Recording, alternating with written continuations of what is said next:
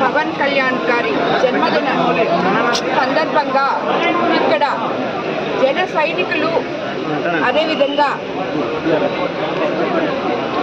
Telugu Desam party నాయకులు అందరూ కలిసి ఆయన పుట్టినరోజుని ఎంతో ఆనందంగా జరుపుకుంటున్నారు.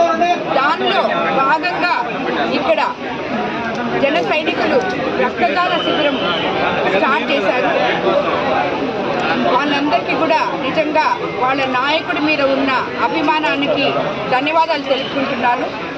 మొట్టమొదటిగా ఈ పత్రిక ముఖంగా డిప్యూటీ సీఎం పవన్ కళ్యాణ్ గారికి జన్మదిన శుభాకాంక్షలు తెలుపుకుంటున్నాను. అదేవిధంగా పవన్ కళ్యాణ్ గారు ఎన్నో ఆశయాలతో రాజకీయాల్లోకి వచ్చిన వ్యక్తి.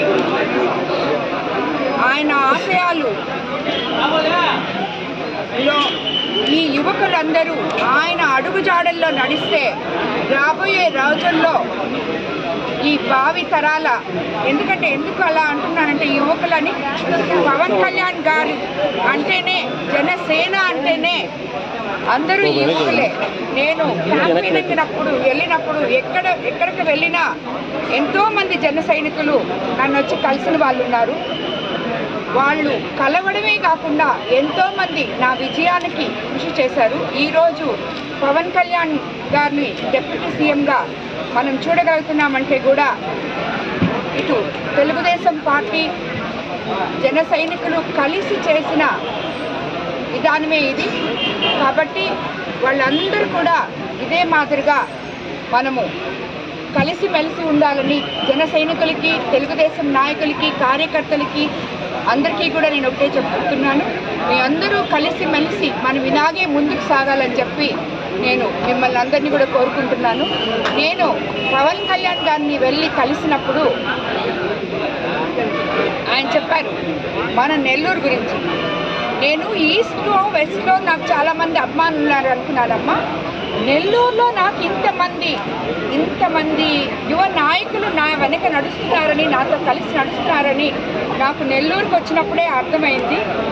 అసలు నేను వాళ్ళ అభిమానాన్ని తట్టుకోలేకపోయాను అని చెప్పారు. అదేవిధంగా ఈరోజు మీరు మన కోవూరు నియోజకవర్గంలో ముఖ్యంగా చాలామంది జన సైనికులు నాతో కలిసి నడిచారు. వాళ్ళందరికీ కూడా ధన్యవాదాలు తెలుపుతున్నాను.